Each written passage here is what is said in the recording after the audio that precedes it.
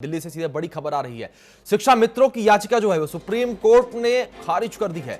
69,000 प्राथमिक शिक्षकों की भर्ती का रास्ता जो है वो साफ है। जस्टिस यूयू ललित की बेंच ने खारिज की है ये याचिका। हाईकोर्ट के फैसले के खिलाफ सुप्रीम कोर्ट पहुंचे थे शिक्षा मित्र। 6 मई को लखनऊ बेंच ने सरकार के पक्ष में जो है फैसला सुनाया था। इस वक्त ये बड़ी खबर आपको बता दें, 69,000 शिक्षक भर्ती जो मामला था उससे जुड़ी हुई ये खबर सामने आ रही है। शिक्षा मित्रों की जो याचिका थी सुप्रीम कोर्ट में वो खारिज हो चुकी है।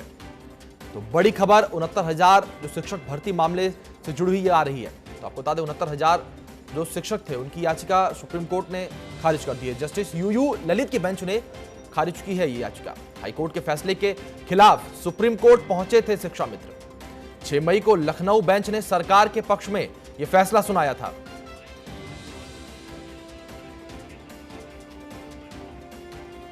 तो आपको बता दें कि 69,000 शिक्षक भर्ती जो मामला था सुप्रीम कोर्ट पहुंचा था। सुप्रीम कोर्ट में याचिका खारिज कर दी गई है। तो वहीं विस्तृत जानकारी के साथ हमारे सहयोगी अमित दुबे हमारे साथ जुड़े हैं इस खबर पर। अमित, जिस प्रकार से ये फैसला आने के बाद सुप्रीम कोर्ट ये मामला पहुंचा और उसके बाद अब सुप्रीम कोर्ट ने ये खारिज कर दी है याचिका, तो किस प्रकार से जो 69,000 शिक्षक हैं उनके अंदर खुशी देखी जा सकती है?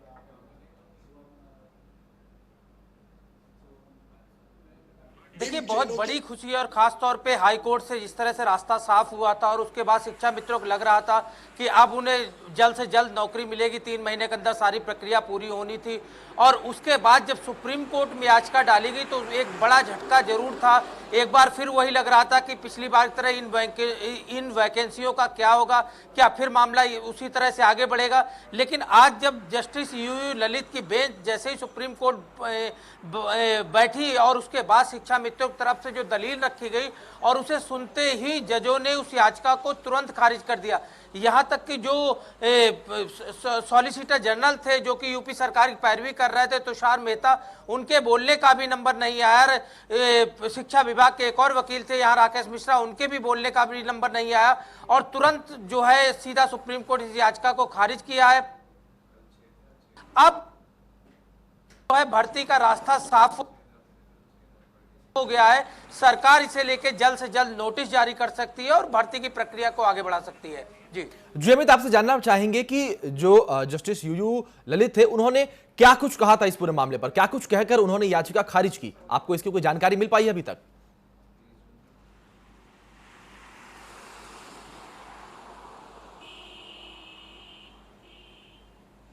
देखिए, सबसे बड़ी चीज है कि जब हाई कोर्ट ने डिसीजन दिया था, सरकार के डिसीजन पे मोहर लगाई गई थी, सरकार की तरफ से भी कैविएट डाली गई थी कि सुप्रीम कोर्ट कोई भी फैसला उन्हें बिना सुने ना करे और पहले उनकी बात को सुना जाए। दूसरी बड़ी चीज की चूंकि सरकार का निर्णय, सरकार को जो भर्ती प्रक्रिया होती है उसमें बेंच मार्क क्या होगा, कितनी मार्किंग रखनी है, डिसीजन लेना बेसिक शिक्षा विभाग का काम है और विभाग अपने अकॉर्डिंग चीजें करता है। और यही बड़ी वजह थी कि उसी वजह से इलाहाबाद हाईकोर्ट की बात करें तो हाईकोर्ट ने सरकार की दलील मानी और उसे मान्यता दी और साफ कह दिया कि इन प्रक्रियाओं को जल्द से जल्द पूरा किया जाए और 69,000 शिक्षकों को भर्ती किया जाए।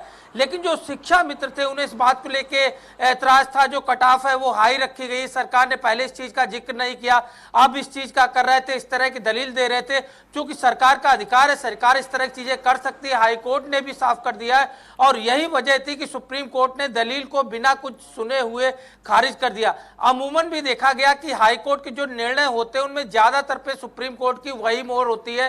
कुछ ऐसे डिसीजन जरूर देखे गए जहां पे हाई कोर्ट के अगेंस्ट सुप्रीम कोर्ट फैसले सुनाता है। जी अमित, वहीं जिस प्रकार से जो 69,000 शिक्षक थे उनकी भर्ती की प्रक्रिया तो शुरू हो चुकी थी 6 मई के बाद से ही, लेकिन अब सुप्रीम कोर्ट से फैसला आने के बाद इस प्रक्रिया में कितनी तेजी देखने को मिल सकती है?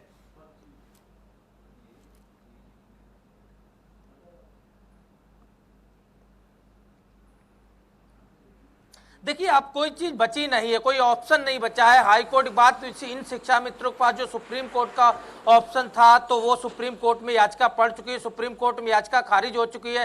तो सरकार की जो अपनी आगे की प्रक्रिया कर रही थी, जो हाई कोर्ट के डिसीजन के बाद उसे इंप्लीमेंट करने को कहा गया था, तो अब सरकार अपनी प्रक्रिया कर सकती है और इन 69,000 शिक्षकों को जल्द से जल्द नौकरी दे सकती है।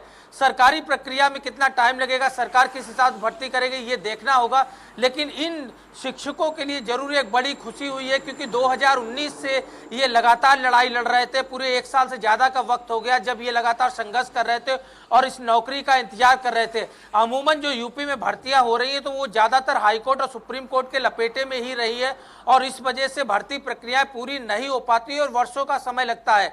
ये पहला डिसीजन है जो 1 साल के अंदर ही 1 साल का जो संघर्ष था इन 69,000 शिक्षकों का वो रंग लाया और कहीं ना कहीं सुप्रीम कोर्ट की हरी झंडी से अब उन्हें नौकरी मिलेगी। सरकारी प्रक्रिया सरकार कितनी जल्दी भर्ती करती है ये देखना होगा। जी अमित, वहीं ये सुप्रीम फैसले के बाद क्या आपके पास जो 69,000 शिक्षक हैं जो उनकी भर्ती रुकी हुई थी उनमें से किसी का कोई रिएक्शन आपके सामने तक आया या आपका रिएक्शन आपने फोन पर उनसे सुना हो? क्या कुछ कर रहे हैं वो, कैसा उनके अंदर माहौल है इस वक्त? क्योंकि काफी खुशी का माहौल है ये उन 69,000 शिक्षकों के लिए, क्योंकि करीब करीब 1-1.5 साल से पूरा मामला रुका हुआ था।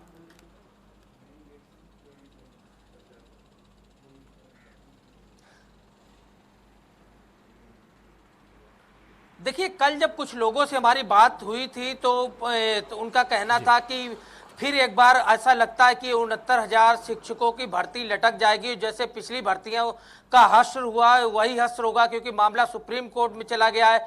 सुप्रीम कोर्ट आखिरकार कितने दिन में सुनवाई करेगा, क्या कुछ सुनवाई करेगा, क्या डिसीजन देगा, इसे लेके ये लोग पसोपेश में थे और यही वजह थी। कहीं ना कहीं माथे पे चिंता की लकीरें साफ तौर पे नजर आ रही थी। लेकिन अब जब डिसीजन आ चुका है तो जाहिर तौर पे एक खुशी की बात है।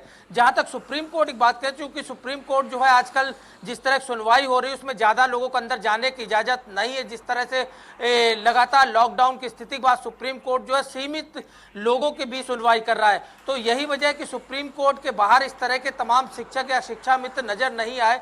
कुछ इक्का दुक्का लोग ही नजर आए, लेकिन शिक्षा मित्रों की तरफ से जो पैरवी कर रहे थे शिक्षा मित्र जरूर इसे लेके दुखी है। उनका कहना था कि सुप्रीम कोर्ट ने उन्हें नहीं सुना और हाई कोर्ट के डिसीजन को जिस हाई कोर्ट डिसीजन को सुप्रीम कोर्ट में चुनौती दी थी, सुप्रीम कोर्ट को आखिरकार आपको रोकना चाहेंगे, आप बने रहिए हमारे साथ। तो वहीं हमारे सहयोगी चंद्रमणि लखनऊ से हमारे साथ जुड़े हैं फोन लाइन पर। जो चंद्रमणि, आपसे जानना चाहेंगे जिस प्रकार से सुप्रीम कोर्ट का सुप्रीम फैसला आया है तो जो 69,000 शिक्षक है उनके अंदर क्या खुशी का माहौल है इस वक्त?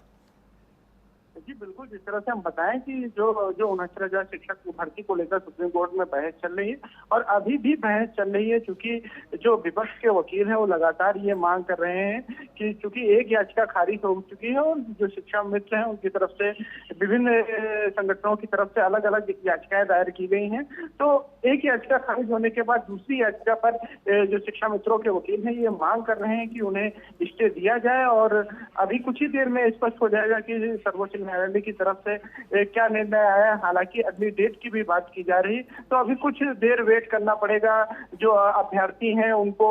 हालांकि राहत की खबर है कि सुप्रीम कोर्ट ने जिस तरह से अपना फैसला जो याचिका जो पहले याचिका दायर की गई थी उस पर जिस तरह से उसको याचिका को रद्द कर दिया था, तो एक जो 69,000 भर्ती अभ्यर्थी उनके लिए राहत की खबर जरूर है। लेकिन अभी भी संशय बरकरार है और जब तक कोर्ट की तरफ से फाइनल डिसीजन नहीं आ जाता तब तक कुछ नहीं कहा जा सकता। जी चंद्रमणि, आपसे विस्तार में जानना चाहेंगे जो याचिकाकर्ता जिन्होंने याचिका दाखिल की थी सुप्रीम कोर्ट में, उनके पास अभी और क्या विकल्प बचे हैं? वो और किन मुद्दों को लेकर सुप्रीम कोर्ट का दरवाजा खटखटा सकते हैं? जी नहीं, देखिए अभी सुप्रीम कोर्ट में बहस जारी है। अभी सिर्फ एक याचिका खारिज हुई है रामचरण मौर्या वाली, दूसरी याचिका पर बहस चल रही है और विपक्ष के वकील जो लगातार ये मांग कर रहे हैं कि उस पे स्टे दिया जाए। तो अभी सुप्रीम कोर्ट में ही बहस चल रही, तो अभी आगे के रास्ते और आगे के विकल्पों पर बात करना व्यर्थ है। अभी सुप्रीम कोर्ट में जैसे ही कुछ याचिका रद्द की जाती है या अगली डेट आती है तो उस पर विचार किया जाएगा। अभी कुछ भी कहना चूंकि न्यायालय में है विचाराधीन, तो कुछ ही देर में स्पष्ट हो जाएगा कि आगे की स्थिति क्या होगी। जी चंद्रमणि, आपसे जानना चाहेंगे जो ये 69,000 शिक्षक भर्ती का मामला है, जो 69,000 शिक्षक है, इनके लिए जो ये राह है और आगे की ये कितनी और कठिन होने वाली है?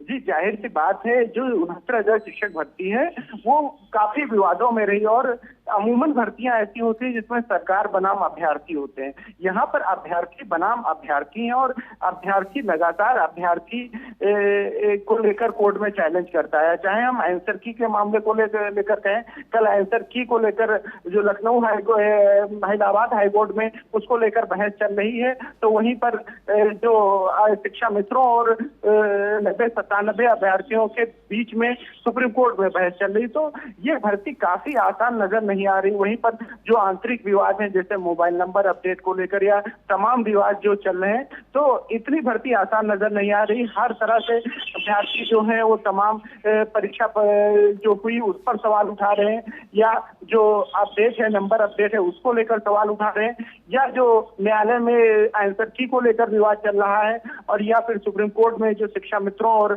बीटीसी अभ्यर्थियों के बीच में विवाद चल रहा है। तो तमाम विवादों की एक लंबी श्रृंखला है, और जाहिर सी बात है न्यायालय पे बहुत कुछ डिपेंड करता है कि न्यायालय किस तरह से इन पर निर्णय देता है, और जिस तरह से न्यायालय निर्णय देगा उसी के आधार पर आगे भर्ती प्रक्रिया होगी।